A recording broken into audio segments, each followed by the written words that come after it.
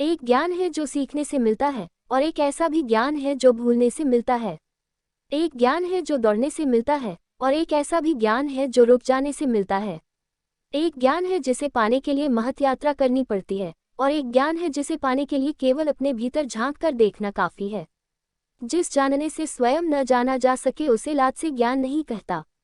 वह ज्ञान का भ्रम है, आभास है। जिस जानने से स्वयं को जाना जा सके उसे ही लाद से ज्ञान कहता है।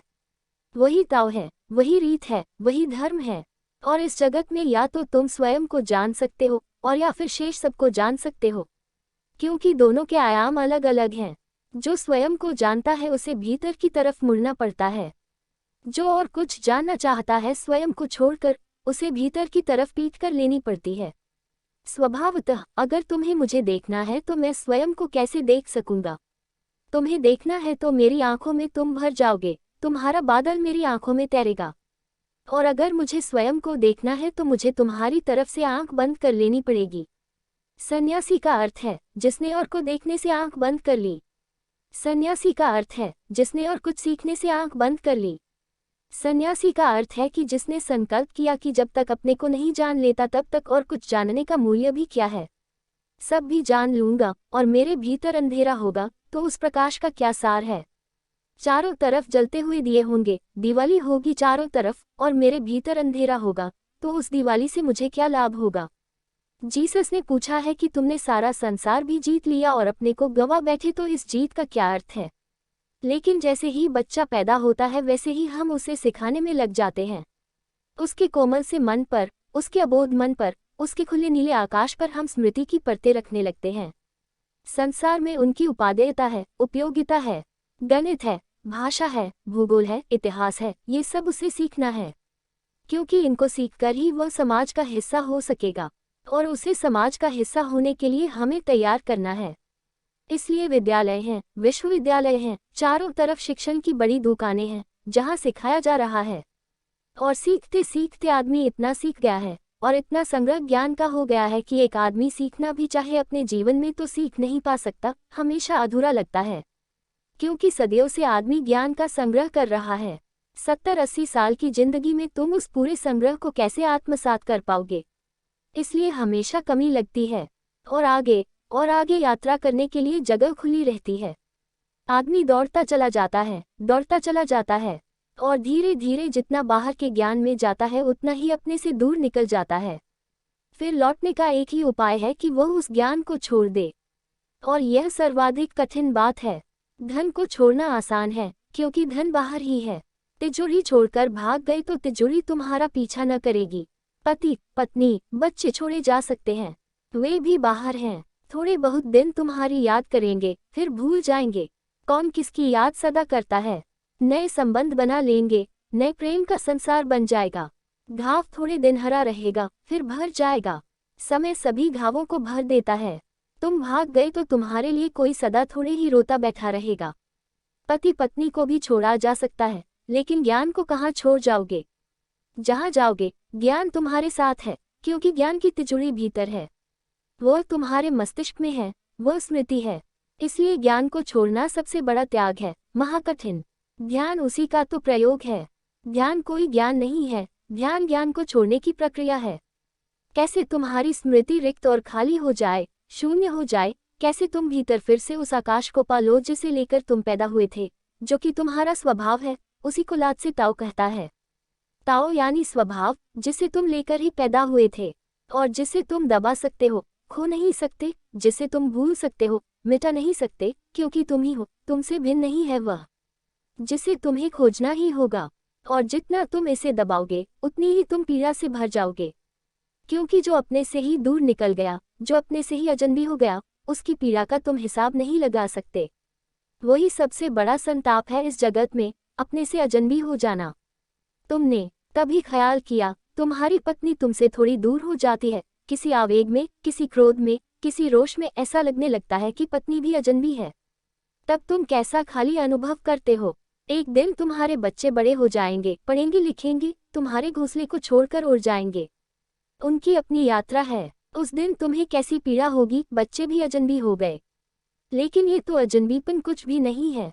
जिस दिन तुम्हें ये समझ में आएगा कि पत्नी तो पराई थी, अगर दूर भी हो गई तो भी क्या, बच्चे हमसे पैदा हुए थे लेकिन फिर भी हमारे तो नहीं थे, आए तो प्रकृति के किसी दूर स्रोत से थे, चले गए। लेकिन जब तुम्हें ख्याल आएगा कि तुम खुद से ही अजनबी हो, तुम्हारी अपने से ही अपनी पहचान नहीं है, अपना चेहरा ही तुमने अब तक नहीं देखा, तुम अपने से ही दूर पड़ गए हो, तब जो घाव लगता है वही घाव व्यक्ति को धार्मिक बनाता है।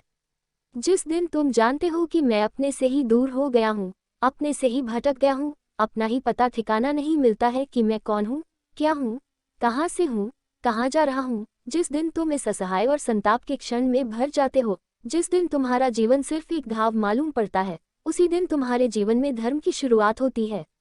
उस दिन तुम क्या करोगे, उस दिन कैसे तुम अपने को पाओगे? तो मैं तुम्हें एक बुद्ध की छोटी सी कहानी कहूँ। बुद्ध एक सुबह सुबह, जैसे तुम आज मेरी प्रतीक्षा कर रहे थे ऐसे बुद्ध के भिक्षु उनकी प्रतीक्षा कर रहे थे। बुद्ध आए, वे बैठ गए अपने वृक्ष के नीचे। लोग थोड़े चकित थे, क्योंकि हाथ में वे एक रेशम का रुमाल लिए थे। ऐसा कभी न हुआ था। वे उस रुमाल को देखते रहे और फिर उन्होंने रुमाल में 5 गांठें लगाईं। भिक्षु अवाक होकर देखते रहे कि वे क्या कर रहे हैं। गांठें लग जाने पर उन्होंने कहा कि मैं तुमसे एक सवाल पूछता हूँ। वह सवाल यह है कि जब इस रुमाल में गांठ न लगी थी तब और अब जबकि गांठें लग गईं कोई फर्क है या नहीं? ये रुमाल वही है कि दूसरा? एक भिक्षु ने खड़े होकर कहा कि आप हमें व्यर्थ की उलझन में डाल रहे हैं। समझ गए हम आपकी चाल। अगर कहेंगे कि वही, तो आप कहेंगे कि 5 गांठें नई है ये। अगर हम कहें कि नया, तो आप कहेंगे इसमें नया क्या है, वही का वही रुमाल है। गांठ लगने से क्या होता है? रुमाल के स्वभाव में तो कोई फर्क नहीं हुआ। रुमाल तो वही है, धागा धागा वही है, ताना बाना वही है, रंग ढंग वही है, कीमत वही है। गांठ लगने से क्या होता है? और हम अगर कहें कि बदल गया तो आप ऐसा कहेंगे, और हम अगर कहें कि रुमाल वही है तो आप कहेंगे वही कैसे हो सकता है? इसमें 5 गांठें नई लग गई हैं, और पहले रुमाल में तुम कुछ चीज बसद बांध लेते, अब तो न बांध सकोगे। पहले तो इस रुमाल से सिर को ढांक लेते, अब तो न ढांक सकोगे। इस रुमाल का गुणधर्म बदल गया, इसका उपयोग बदल गया। तो उस भिक्षु ने कहा कि आप हमें व्यर्थ की तर्क की उलझन में मत डालें। आपका प्रयोजन क्या है? बुद्ध ने कहा कि यही मनुष्य का स्वभाव है। ज्ञान की कितनी ही गांठें लग जाएं, एक अर्थ में तो तुम वही रहते हो जो तुम सदा से थे, लेकिन एक अर्थ में तुम बिल्कुल बदल जाते हो, क्योंकि ज्ञान की हर गांठ तुम्हारे सारे उपयोग को नष्ट कर देती है। चेतना का एक ही उपयोग है, और वह उपयोग आनंद है। जैसे जैसे गांठें लग जाती हैं, बंधन पड़ जाता है, पैर में जंजीरें अटक जाती हैं, आनंद खो जाता है, तुम कारागृह में पड़ जाते हो। कारागृह में पड़े कैदी में और कारागृह के बाहर मुक्त व्यक्ति में क्या फर्क है? व्यक्ति तो वही का वही है। तुम बाहर हो, कल कोई हथकड़ियां डालकर तुम्हें जेल में डाल दे, क्या फर्क है? तुम में कोई भी तो फर्क नहीं हुआ, सिर्फ गांठ लग गई रुमाल में। अब तुम्हारी उपयोगिता बदल गई, खुला आकाश खो गया, अब तुम मुक्त नहीं हो, पंख जब चाहो तब न खोल सकोगे। गांठें पड़ गईं, तो बुद्ध ने कहा, मैं तुम्हें ये बताना चाह रहा हूँ कि तुम एक अर्थ में तो वही हो जो तुम सदा से थे, क्योंकि ज्ञान की गांठें क्या मिटा पाएंगी, और ज्ञान की गांठ पानी पर खींची लकीर जैसी है। लेकिन फिर भी सब बदल गया, तुम दूसरे हो गए हो, बिना दूसरे हुए दूसरे हो गए हो।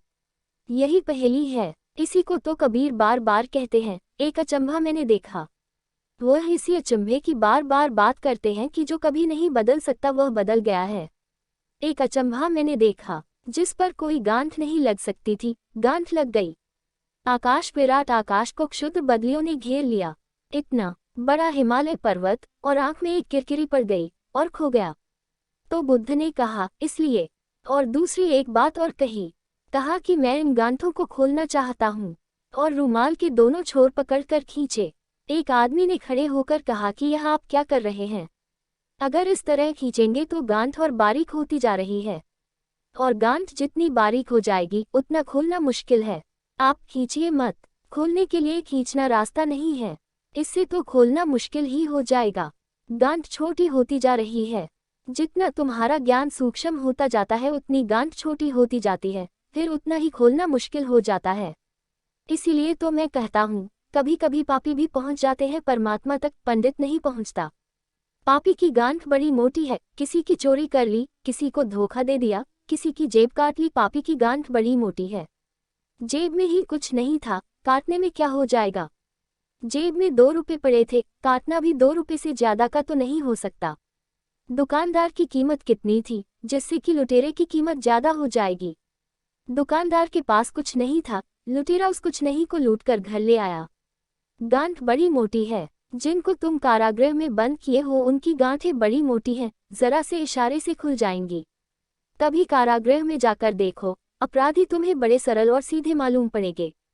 उनसे सीधे जिनके खिलाफ उन्होंने अपराध किया है, उनकी गांठें बड़ी मोटी हैं, सस्ती हैं। लेकिन पंडित की गांठ बड़ी सूक्ष्म है।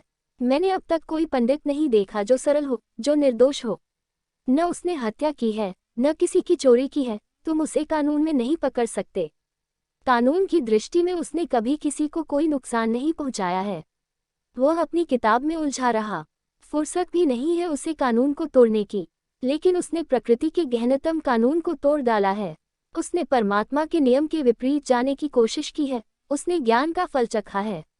वह बड़ा सूक्ष्म है। वह ऊपर से बाहर से उसने किसी के खिलाफ कुछ नहीं किया है, समाज के विपरीत उसने कुछ भी नहीं किया है। जो भी किया है अपने ही विपरीत किया है और अपने परमात्मा के विपरीत किया है। वह बिल्कुल सूक्ष्म है। वह सूक्ष्मता क्या है? उसने सीख सीख कर ज्ञानी बनने की कोशिश की है, जबकि ज्ञानी तुम पैदा हुए थे। सीखने को कुछ प्रकृति ने छोड़ा नहीं है, परमात्मा ने तुम्हें पाने को कुछ छोड़ा नहीं, सभी दिया हुआ है। तुम पूरे के पूरे पैदा किए गए हो, तुम परिपूर्ण हो। ऐसा होगा भी, क्योंकि परिपूर्ण परमात्मा से अपूर्ण का जन्म कैसे हो सकता है? और अगर अपूर्ण का जन्म होता है तो परमात्मा परिपूर्ण नहीं हो सकता। कहावत है गांव में कि बाप को जानना हो तो बेटे को जान लो। बेटे को जानने से बाप का पता चल जाता है। दूसरी कहावत है कि फल को चखने से वृक्ष का पता चल जाता है। तुम फल हो, तुम्हारा स्वाद ही परमात्मा का स्वाद होगा, क्योंकि उसमें ही तुम लगे हो। वह तुम्हारी जड़ है। तुम बेटे हो, वह तुम्हारा पिता है। अगर तुम अपूर्ण हो तो वह पूर्ण नहीं हो सकता, और अगर वह पूर्ण है तो तुम्हारी अपूर्णता कहीं भ्रांति है, कहीं तुमने कुछ गलत समझ लिया, सोच लिया। तुम पूर्ण ही पैदा हुए हो। पूर्ण से पूर्ण ही पैदा होता है, शुद्ध से शुद्ध का ही जन्म होता है, अन्यथा नहीं हो सकता। कोई उपाय नहीं है अन्यथा होने का। पंडित यही सूक्ष्म पाप कर रहा है।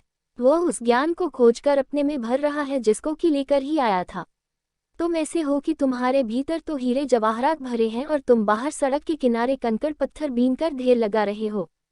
तुम्हारी गरीबी तुम्हारी मान्यता में है। परमात्मा को पाना हो तो सिर्फ इस मान्यता को तोड़ देने की जरूरत है। परमात्मा को पाने का अर्थ है इस उद्घोष से भर जाना कि मैं परमात्मा सदा से हूँ। कुछ और करने की जरूरत नहीं है। वेद और उपनिषद कंठस्थ करने की जरूरत नहीं है। उनको कंठस्थ करके तुम कचरा ही कंठस्थ कर लोगे। शब्द में सार नहीं है। जो भी तुम सीख लोगे वही तुम पाओगे, कचरा है, सीखने की बात नहीं है। कबीर कहते हैं लिखा लिखी की है नहीं, देखा देखी बात। लिख लिख कर, पढ़ पढ़ कर क्या तुम पाओगे? शब्दों की जमात हो जाएगी, भीतर भीड़ लग जाएगी, पंक्तिबद्ध शब्द खड़े हो जाएंगे, तर्क होंगे, सिद्धांत होंगे। ज्ञान बात और है, न तो तर्क ज्ञान है न सिद्धांत ज्ञान है। ज्ञान तो तुम्हारा अंतर्बोध है। किताब से कैसे अंतर्बोध जन्माओगे? पी जाओ घोल कर, तो भी किताब तुम्हारे शरीर के भीतर ही जाएगी, आत्मा में नहीं पहुंच जाएगी। तुम्हारी स्मृति तुम्हारे शरीर का हिस्सा है। इसलिए तो कोई आदमी गिर पड़ता है ट्रेन से, सिर में चोट लग गई, स्मृति खो गई। कहीं ट्रेन से गिरने में आत्मा को चोट लगती है। किसी ने सिर पर एक लत मार दिया, चोट खा गई, स्मृति खो गई, सिर चकरा गया। स्मृति तुम्हारे शरीर का हिस्सा है। इसलिए पश्चिम में वैज्ञानिकों ने रास्ते निकाल लिए हैं। रूस में और चीन में उनका उपयोग हो रहा है कि कोई आदमी अगर कम्युनिस्ट विरोधी हो तो वे उसको समझाते बुझाते नहीं हैं। वे कहते हैं ये बहुत लंबी प्रक्रिया है, पिटी पिटाई पुरानी बैलगाड़ी के दिनों की। इस जेट के युग में जहां हम चांद पर पहुंच रहे हैं, कहाँ बैलगाड़ी की चाल चलो कि समझाओ इस आदमी को कि तुम ठीक नहीं हो, गलत हो। सालों इससे विवाद करो, झंझट खड़ी करो, और फिर भी पक्का भरोसा नहीं, किसी दिन बदल जाए। तो वे कहते हैं इस झंझट में हम नहीं पड़ते। वे तो मस्तिष्क को साफ कर देते हैं, ब्रेन वॉश कर देते हैं। खोपड़ी में बिजली लगाकर तेजी से दौड़ा देते हैं। बिजली के तेजी से दौड़ने से सब अस्त व्यस्त हो जाता है। इलेक्ट्रिक शॉक हम पागल आदमी को देते हैं, वे उनको देते हैं जो उनके विपरीत हैं। पागल आदमी को इलेक्ट्रिक शॉक देने से फायदा क्यों होता है? इसीलिए फायदा हो जाता है कि उसकी स्मृति के तंतु झंझना जाते हैं, उसकी याद खो जाती है कि मैं पागल हूँ और पुराना हिसाब धुंधला हो जाता है। बीच में एक अंतराल आ जाता है, वह फिर से ब स से शुरू करने लगता है। इसलिए जिसको भी इलेक्ट्रिक शॉक देते हैं उसका कुल इतना प्रयोजन है कि उसका मस्तिष्क ऐसी दशा में आ गया है कि अब उसको उसके मस्तिष्क से तोड़ लेना जरूरी है। शॉक में उसकी आत्मा अलग हो जाती है, मस्तिष्क अलग हो जाता है, थोड़ी देर को ही, फिर वापस जुड़ जाता है, लेकिन उतने में अंतराल पड़ गया। बीच में बाधा आ गई, बीच में एक दीवार खड़ी हो गई। अब वह याद न कर सकेगा। लेकिन चीन और रूस में जो विपरीत है साम्यवाद के, उनको वे बिजली के शॉक दे देते हैं, स्मृति खो जाती है। बड़े से बड़ा पंडित बिजली के शॉक दे दिए जाएं, छोटे बच्चे जैसा हो जाता है। फिर उसको ब स से सीखना पड़ेगा, निरीह हो जाता है, उसे कुछ याद नहीं रहता। वह अपनी शक्ल भी आईने में नहीं पहचान सकता, क्योंकि पहचान के लिए स्मृति जरूरी है। कैसे पहचानोगे कि यह मेरा ही चेहरा है? याद चाहिए कि हाँ, ऐसा ही चेहरा मेरा पहले भी था। उन दोनों की तुलना से ही पहचानोगे। उसको फिर से याद करना पड़ता है। मैं ये कह रहा हूँ कि स्मृति तो शरीर का हिस्सा है, आत्मा का नहीं। इसलिए शास्त्र तो शरीर तक ही जा सकते हैं, शब्द भी शरीर तक जा सकते हैं। तुम्हारे कान सुन रहे हैं, तुम्हारे कान में मेरी वाणी पड़ रही है, तुम्हारे कान से तुम्हारी स्मृति में जा रही है। तुम्हारी स्मृति में तुम चाहो तो संग्रहित हो सकती है, तुम न चाहो तो वह दूसरे कान से बाहर निकल जा सकती है। लेकिन तुम्हारी आत्मा का कैसे स्पर्श होगा इन शब्दों से? शब्द तो पौद्गलिक है, मटीरियल है, पदार्थ है। पदार्थ का पदार्थ से संपर्क हो सकता है। तुम्हारी आत्मा तो पुद्गल नहीं है। हम एक पत्थर फेंकते हैं आकाश में, आकाश से टकराकर वापस नहीं गिरता पत्थर, क्योंकि आकाश और पत्थर का मिलन नहीं हो सकता। आकाश शून्य है, पत्थर पदार्थ है। एक वृक्ष में फेंको तो टकराकर वापस लौट आता है। अगर आकाश में फेंकते हो वापस लौटता है, तो इसलिए नहीं कि आकाश ने वापस फेंक दिया, तुमने जितनी शक्ति दी थी फेंकते समय वह चुक गई, तब गिर जाएगा। लेकिन आकाश से टकराता नहीं। अगर आकाश से टकराहट होती तो तुम चल ही नहीं सकते थे, चलना फिरना मुश्किल हो जाता, क्योंकि आकाश की दीवार तो चारों तरफ है। हाथ हिलाना मुश्किल हो जाता। शब्द जाता है, तुम्हारे शरीर से टकराता है, कपित करता है, तुम्हारी कान की इंद्रिय को, स्मृति को कपित करता है। चाहो तो स्मृति में संग्रहित हो सकता है, न चाहो तो दूसरे कान से वापस निकल जाता है। लेकिन तुम्हारी आत्मा को थोड़े ही कपित करता है, और इसको अगर तुमने इकट्ठा कर लिया तो तुम बड़े पंडित हो जाओगे। अदम ने चखा होगा एक फल, तुमने पूरा वृक्ष पचा लिया है, लेकिन तुम इससे ज्ञानी न हो पाओगे। ज्ञानी होने का रास्ता तो शब्द को भूलना और शून्य में उतरना है। निशब्द की यात्रा है ज्ञान की यात्रा। यहाँ तुम मेरे पास अगर कुछ सीखने आए हो तो तुम गलत आदमी के पास आ गए। तुम देर मत करो, भाग जाओ, क्योंकि मैं यहाँ तुम्हें कुछ सिखाने को नहीं हूँ। मैं कोई शिक्षक नहीं हूँ। शिक्षक और गुरु का यही फासला है। शिक्षक सिखाता है, गुरु बुलाता है। शिक्षक तुम्हारी खोपड़ी पर लिखता है, गुरु साफ करता है। शिक्षक तुम्हारी स्मृति को भरता है, गुरु तुम्हारी स्मृति को शून्य करता है, रिक्त करता है। अगर मेरे पास तुम सीखने आए हो तो गलत आ गए। अगर मेरे पास भूलने आए हो, अगर सीख सीख कर थक गए हो इसलिए आए हो, अगर सीख सीख कर कुछ भी नहीं पाया इसलिए आए हो, तो तुम ठीक आदमी के पास आ गए। तो फिर तुम्हारा मन कितना भी भागने को कहे, भागना मत। मन कहेगा कि भाग जाओ, क्योंकि यह आदमी मिटाए डालता है। कितनी मुसीबत से सीखा था, कितनी कठिनाई से संस्कृत पढ़ी, कितनी रातें जागे, कितना मुश्किल से कंठस्थ किया वेदों को, और यह आदमी मिटाए डालता है, भाग जाओ। लेकिन तब तुम मन की इस उत्तेजना से बचना और रुके रहना, क्योंकि जिन्होंने भी कुछ पाया है, पाने योग्य कुछ पाया है, उन्होंने भूल कर पाया है। ये शब्द भी मैं उपयोग कर रहा हूँ, और तुम्हें बड़ी अड़चन भी होती होगी कि मैं शब्द के खिलाफ हूँ, फिर शब्द क्यों बोले चला जाता हूँ। और मैं कहता हूँ सिखाया नहीं जा सकता, और रोज तुमसे इस तरह बात करता हूँ जैसे तुम्हें कुछ सिखा रहा हूँ। इन शब्दों का उपयोग मैं वैसे ही कर रहा हूँ जैसे कि तुम्हारे पैर में कांटा लग जाए तो तुम क्या करते हो? तुम दूसरा कांटा खोजते हो, दूसरे कांटे से तुम पहले कांटे को निकाल लेते हो। मैं शब्द तुम्हारे भीतर पहुँचा रहा हूँ, इनसे तुम्हारी आत्मा न बदलेगी। ये शब्द कांटों की तरह हैं, जो तुम्हारे भीतर चुभे कांटों के शब्दों को खींच ला सकते हैं। बस इतना ही हो सकता है। और ध्यान रखना, जब तुम पहले कांटे को निकाल लेते हो दूसरे कांटे से, तो दूसरे कांटे को संभाल कर नहीं रखते, उसकी कोई पूजा नहीं करते हो कि तेरी बड़ी कृपा, कि तेरा बड़ा अनुग्रह, कि तेरे बिना पहला कांटा न निकलता। तुम ऐसा नहीं करते हो कि घाव में दूसरे कांटे को रख लेते हो कि तुझे कैसे अलग करे, अब तो तू प्राणों का प्राण है। नहीं, तुम दोनों को एक साथ ही फेंक देते हो। कांटे तो दोनों एक जैसे हैं। जो गड़ा था वह और जिसने निकाला वह, उन दोनों में कोई भी फर्क नहीं है। जिन शब्दों को मैं निकाल रहा हूँ और जिन शब्दों से निकाल रहा हूँ, उन दोनों में कोई फर्क नहीं है। तुम मेरे शब्दों को पूजना मत। तुम मेरे शब्दों को संभाल कर मत रख लेना, क्योंकि यह तो बड़ी भूल हो गई। एक कांटे से निकले, दूसरे से उलझ गए। एक वेद से बचे तो दूसरे वेद में पड़ गए। जब तुम्हारे भीतर के शब्द निकल जाएं तो तुम इन्हें भी फेंक देना, दोनों को साथ ही विदा कर देना। तुम्हें खाली करना प्रयोजन है, तुम्हें शून्य बनाना लक्ष्य है। अब तुम इन शब्दों को सुनो। लात्से से बड़ा ज्ञानी नहीं हुआ है, इसलिए लात्से की बात को बहुत समझ कर जितने गहरे तक इस कांटे को तुम ले जा सको ले जाना, क्योंकि यह तुम्हारे भीतर चुभे गहरे से गहरे कांटे को निकालने में समर्थ है। लात्से बड़ा कुशल है, इसकी कुशलता बड़ी अनूठी है। अनूठी ऐसी है कि इसकी कुशलता कोई क्रिया की कुशलता नहीं है, इसकी कुशलता अक्रिया की है। वो हम आगे समझने की कोशिश करेंगे। ज्ञान का विद्यार्थी दिन ब दिन सीखने का आयोजन करता है, ताओ का विद्यार्थी दिन ब दिन खोने का। कह रहा है लात्से, दो तरह के विद्यार्थी हैं। एक है विद्यार्थी, वह ज्ञान का विद्यार्थी है, वह दिन ब दिन सीखने की कोशिश करता है, रोज रोज ज्ञान को बढ़ाता है।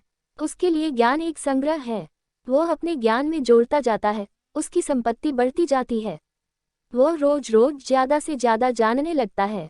जब वह मरेगा तब उसके पास बड़े ज्ञान का भंडार होगा, लेकिन वह खाली मरेगा क्योंकि उसे खाली होना न आया। उसने सारी जिंदगी भरने की कोशिश की और खाली मरेगा, क्योंकि जो भी उसने इकट्ठा किया वह शरीर में रह गया, वह आत्मा तक तो पहुंचता नहीं। वह खोपड़ी में रह गया, खोपड़ी तो यही पड़ी रह जाएगी, तुम्हारा मस्तिष्क यही पड़ा रह जाएगा। अभी तुम पढ़ते हो कि खून का बैंक है अस्पतालों में जहां तुम अपना खून दान कर देते हो। आंख का बैंक है जहां तुम अपनी आंख दान कर देते हो। अब हृदय के भी बैंक है जहां तुम अपना हृदय दान कर देते हो। अब आगे का कदम वे सोच रहे हैं, मस्तिष्क के बैंक, जहां मरते वक्त तुम अपना मस्तिष्क भी दान कर दोगे, क्योंकि वह भी साथ तो जाता नहीं, चिता पर जल जाता है, व्यर्थ खराब हो जाता है। 70 साल मेहनत की और फिर आग में जल गया। जैसे अभी तुम खबरें पढ़ते हो कि हृदय के ट्रांसप्लांटेशन हो गए हैं, कि हृदय को, एक आदमी के हृदय को दूसरे आदमी के हृदय में लगा दिया गया है। अब वे जल्दी इस बात की कोशिश में है कि एक आदमी का मस्तिष्क भी दूसरे आदमी में लगा दिया जाए, क्योंकि क्यों खराब करना। 70-80 साल की मेहनत पानी में चली जाती है। कितनी मुसीबत, रात रात जागे, परीक्षाएं पास की, बड़ी मुश्किल से ज्ञान इकट्ठा किया, फिर सब चले खाली हाथ। तुम्हारी खोपड़ी यहीं रह जाती है, तुम तो वैसे ही जाते हो जैसे आए थे। कुछ पाया नहीं, कुछ कमाया नहीं, शायद कुछ गवाया भला हो। चले, खोपड़ी में तुम्हारी स्मृति रह जाती है। जो भी तुमने जाना वह तुम्हारे मस्तिष्क के कंप्यूटर में पड़ा रह जाता है। उसका कोई दूसरा उपयोग कभी न कभी करने लगेगा, और तब एक बड़ी अद्भुत घटना घटेगी। आइंस्टीन मर जाए तो उसकी खोपड़ी को हम एक छोटे बच्चे पर ट्रांसप्लांट कर देंगे, उसके मस्तिष्क को निकाल लेंगे और एक छोटे बच्चे के मस्तिष्क में डाल देंगे। ये बच्चा बिना पढ़े लिखे आइंस्टीन जैसा पढ़ा लिखा होगा।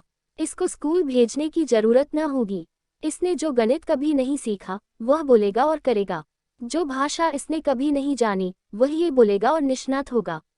इसको किसी विश्वविद्यालय में पढ़ने की कोई जरूरत न होगी। ये जन्म से ही नोबेल प्राइज विनर होगा। यही हम कर रहे हैं छोटे पैमाने पर। जो अतीत में जाना गया है वही तो हम स्कूलों विद्यालयों में बच्चों को सिखा रहे हैं। मस्तिष्क को ही ट्रांसप्लांट कर रहे हैं पुराने ढंग से, एक एक इंच कर रहे हैं। पूरा का पूरा इकट्ठा नहीं कर पाते। 20-25 साल मेहनत करके बच्चे को हम वैज्ञानिक बना पाते हैं। ये पुराना ढंग है, नए ढंग में ये ज्यादा देर टिकेगा नहीं। लेकिन क्या तुम्हारे ऊपर अगर सारी दुनिया का मस्तिष्क भी लगा दिया जाए तो तुम ज्ञानी हो जाओगे? मस्तिष्क बाहर से लगाया जा रहा है। जो बाहर से लगाया जा रहा है वह बाहर का है। जो बाहर का है वह कभी तुम्हारे भीतर नहीं पहुंचता। तुम्हारा भीतर का आकाश अछूता रह जाता है। तो लात्से कहता है, एक तो विद्यार्थी है ज्ञान का, शब्दों का, सूचनाओं का, वह दिन ब दिन संग्रह करता है, आयोजन करता है सीखने का। ताओ का विद्यार्थी दिन ब दिन खोने का आयोजन करता है। और एक विद्यार्थी है परम ज्ञान का, एक विद्यार्थी है आत्मा का, परमात्मा का, सत्य का। वह रोज रोज छोड़ने की कोशिश करता है। वह अपने भीतर खोजता रहता है और कुछ मिल जाए उसको भी छोड़ दूं। वह अपने भीतर से खाली करने में लगा रहता है। वह मस्तिष्क को उलझता है। क्योंकि जितनी तुम्हारे भीतर बदलियां कम हो जाएं, उतना ही नीला आकाश दिखाई पड़ने लगता है। जैसे जैसे विचार का जाल कम होता है, विचार के पीछे छिपा हुआ अंतराल दिखाई पड़ने लगता है। वहां परम शून्य विराजमान है। तुम बदलियों में खोए हो और बदलियों की कीमत पर आकाश को गवा बैठे हो। और आकाश से कम में काम न चलेगा, क्योंकि उससे कम में तुम सदा ही बंधे बंधे अनुभव करोगे। आकाश ही तुम्हारा सहज घर है। उतनी ही स्वतंत्रता चाहिए, उसी को हम मोक्ष कहते हैं। जिसने भीतर के आकाश को पा लिया और जिसकी बदलियां सब समाप्त हो गईं, वह मुक्त, उसने मोक्ष को उपलब्ध कर लिया। अब कोई बंधन न रहे। अब उसके पंखों को रोकने वाला कोई कहीं नहीं है। अब दूर अनंत तक भी वह उड़े तो भी सीमा न आएगी। अब वह असीम का मालिक हुआ। जानकारी से तुम सीमित के मालिक हो जाओगे। ज्ञान से तुम सीमित को जान लोगे। लात से ये कह रहा है, अज्ञान से। लात से अज्ञान शब्द का उपयोग नहीं कर रहा है, लेकिन मैं करना चाहूंगा। अगर ज्ञान से सीमित मिलता है तो अज्ञान से असीम मिलता है। लेकिन तुम कहोगे, तो क्या अज्ञानी उसे पा लेते हैं? हाँ, अज्ञानी उसे पा लेते हैं। लेकिन जिन्हें तुम अज्ञानी समझते हो वे अज्ञानी नहीं हैं। वे छोटे ज्ञानी होंगे, वे भी ज्ञानी हैं। तुम किसको अज्ञानी कहते हो? जो आदमी मैट्रिक पास है वह गैर मैट्रिक पास को अज्ञानी समझता है। फासला उनमें ज्ञान और अज्ञान का नहीं है, ज्ञान का ही है। एक थोड़ा कम, एक थोड़ा ज्यादा। पढ़ा लिखा गैर पढ़े लिखे को अज्ञानी समझता है। शहर में रहने वाला गांव में रहने वाले को अज्ञानी समझता है। इसलिए गांव के आदमी को हम गंवार कहते हैं। गंवार यानी गांव का रहने वाला। गंवार शब्द ही का मतलब होता है गांव का रहने वाला। जो आदमी यूनिवर्सिटी की आखिरी डिग्री लेकर लौटता है वह अपने बाप को भी, अगर वह गैर पढ़ा लिखा हो, तो अज्ञानी समझता है। जिन्हें तुम अज्ञानी कहते हो वे अज्ञानी नहीं हैं, तुमसे कम ज्ञानी हैं, मगर सब ज्ञान की यात्रा पर ही खड़े हैं। अज्ञानी तो कभी कभी हुए हैं, कोई बुद्ध, कोई लात्से, कोई कबीर। अज्ञानी का यह अर्थ है कि उन्होंने, जिसे तुम ज्ञान कहते हो, वह सब छोड़ दिया। जिसे तुमने ज्ञान की तरह जाना था, जिनको तुमने ज्ञान की उपाधियां समझा था, अज्ञानी वह है जिसने उन्हें वस्तुतः उपाधि ही समझा, बीमारी समझा और छोड़ दिया। परम अज्ञान में लीन हो गए। इसलिए तो सुकरात कहता है कि जब तुम ये जान लोगे कि मैं कुछ भी नहीं जानता हूँ, उसी दिन ज्ञान के द्वार खुलेंगे। अज्ञानी होना बड़ा कठिन है, क्योंकि अज्ञानी होने का अर्थ है निरहंकारी होना। अहंकार तो दावा करता है ज्ञान का। अज्ञानी अपने को स्वीकार कर लेने का अर्थ है कि मैं हूँ ही नहीं, मेरी कोई क्षमता नहीं, कोई सामर्थ्य नहीं, मेरा कोई बल नहीं, कोई शक्ति नहीं। गहन अंधकार और गहन अंधकार की स्वीकृति। जैसे ही किसी ने अपने भीतर के गहन अंधकार की स्वीकृति की, इसी स्वीकृति से प्रकाश का जन्म होता है। अंधकार तो है ही नहीं, तुमने उसे देखा नहीं, माना नहीं, भीतर झांका नहीं, इसलिए अंधकार मालूम हो रहा है। और तुम शुद्ध ज्ञान को ज्ञान समझते रहे, इसलिए वास्तविक ज्ञान तुम्हें अज्ञान जैसा मालूम हो रहा है। जब शुद्ध को तुम छोड़ोगे, तब तुम पाओगे कि यह अज्ञान ही, शुद्ध को छोड़ने से जो खाली जगह बनती है, ये रिक्त स्थान ही उस परिपूर्ण का आवास है। यह ज्ञान ही परम ज्ञान है। ताओ का विद्यार्थी दिन ब दिन खोने का आयोजन करता है। वह खोता है ज्ञान को, छोड़ता है जानने को, धीरे धीरे न जानने में थिर होता है। जैसे ही तुम न जानने में थिर हो जाओगे, कैसे विचार उठेंगे वहां? विचार तो उठते हैं तुम्हारे ज्ञान के कारण। लोग मेरे पास आते हैं, वे कहते हैं कि शांति नहीं, विचार ही विचार चलते हैं। और उनसे अगर मैं कहूँ अज्ञानी हो जाओ, तो वे हंसते हैं। वे कहते हैं, आप भी कैसी बात सिखाते हैं? ज्ञान तो बड़ा जरूरी है। ज्ञान जरूरी है, फिर विचार से परेशान क्यों हो रहे हो? अगर ज्ञान जरूरी है तो विचार तो चलेंगे ही। जैसे जैसे ज्ञान बढ़ेगा, विचार और ज्यादा चलेंगे। जैसे जैसे ज्ञान बढ़ेगा, फिर रात सो भी न सकोगे, विचार ही विचार चलेंगे। जागोगे तो, सोओगे तो, ज्ञान बढ़ता जाएगा, तुम पागल होते जाओगे। इसलिए पश्चिम में वे बड़ा दार्शनिक उसी को कहते हैं जो एक आध दफे पागल खाने हो आए। दार्शनिक में कुछ न कुछ कमी रह गई, अगर वह पागल खाने न पहुंचा। उसने ठीक आखिरी तक यात्रा न की, पहले ही रुक गया थोड़ा और जाता तो पागल खाने पहुंच ही जाता। ऐसा हुआ, एक बार एक आदमी एक विश्वविद्यालय की तलाश में गया था।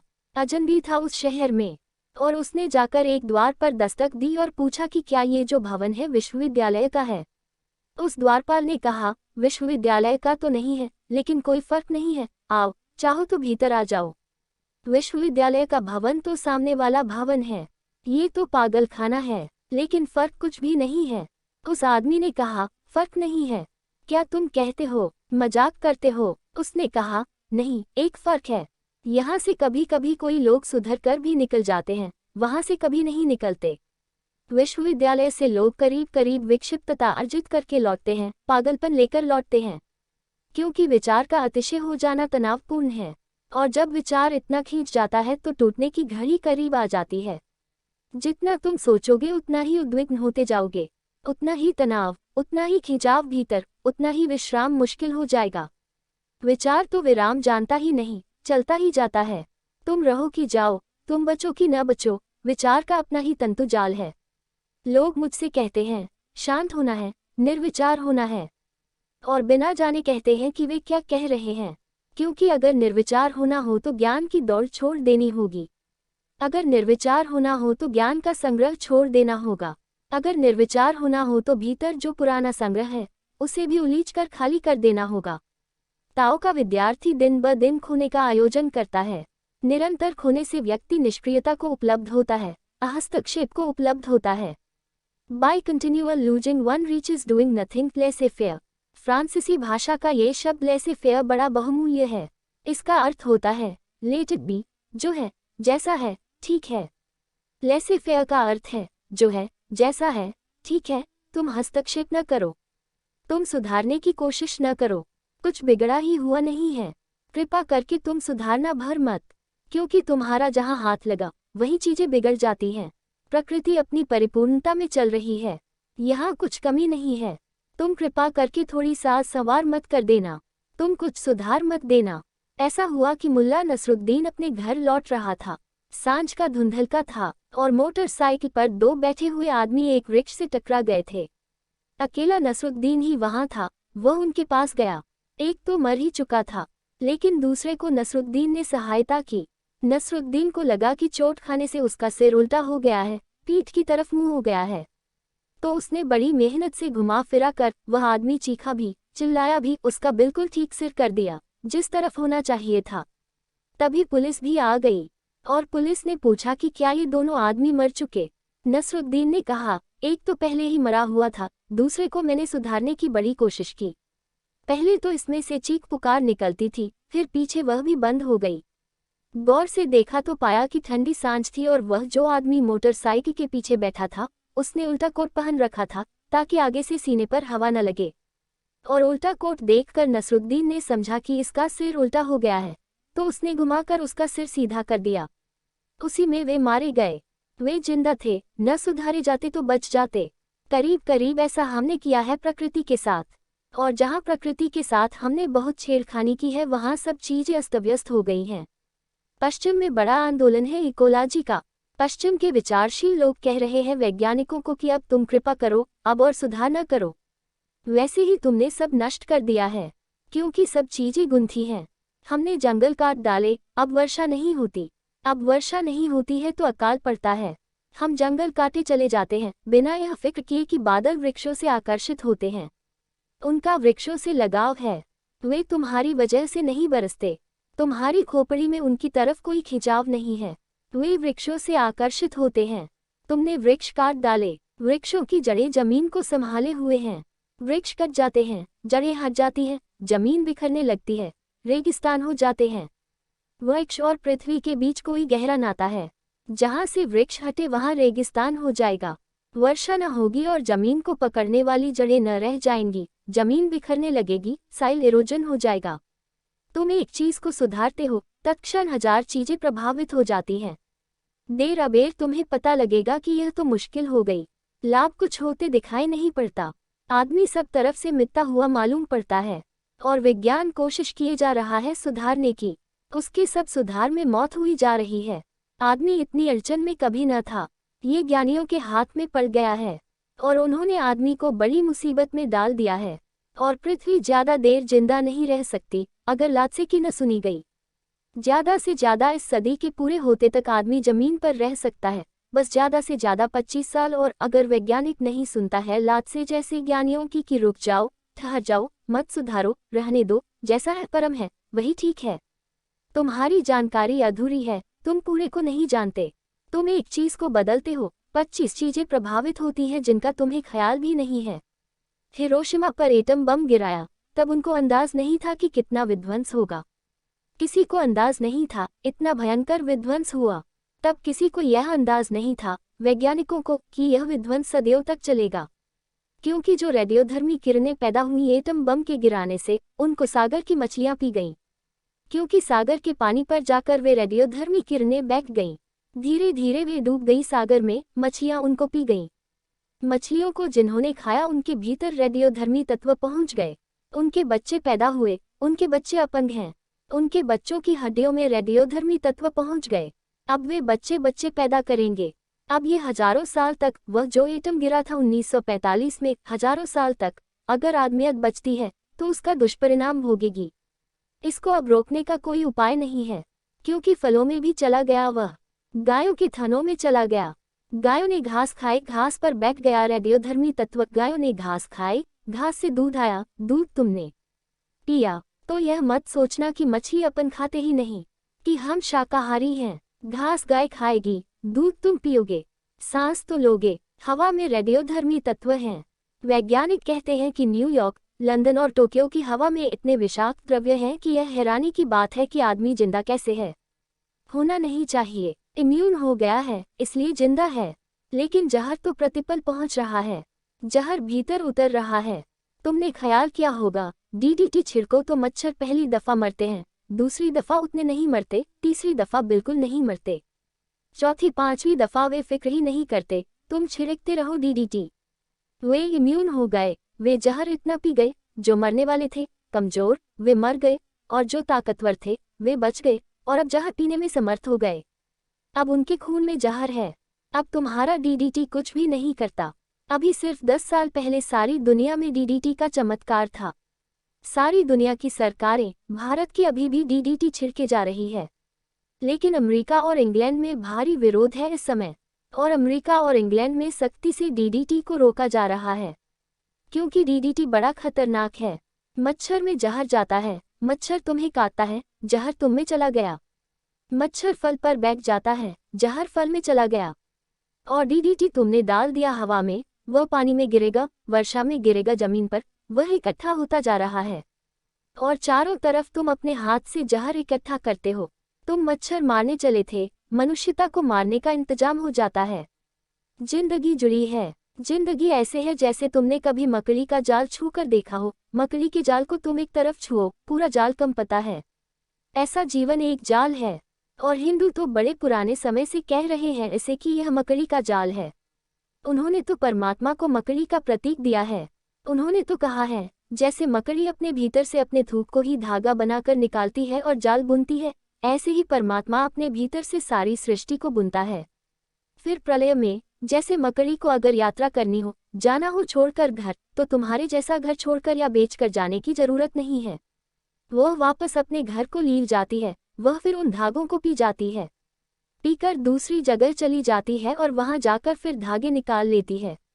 वह उसका थूक है। ऐसे ही परमात्मा प्रलय के क्षण में फिर अपने सारे विस्तार को लील लेता है, विश्राम में चला जाता है। जब फिर नींद खुलती है, ब्रह्म मुहूर्त आता है, तब फिर अपने जाल को फैला लेता है। संसार यही तो है। जो विराट संसार है यह मकड़ी के जाल जैसा है। अंग्रेज कवि टेनिसन ने कहा है, तुम हिलाओ एक फूल को और आकाश के तारे हिल जाते हैं। दूरी कितनी ही हो, लेकिन चून की जाल एक का है और एक का ही जाल है, इसलिए जुड़ा है। ज्ञान से हम सुधारने की कोशिश करते हैं और हम बिगाड़ते चले जाते हैं।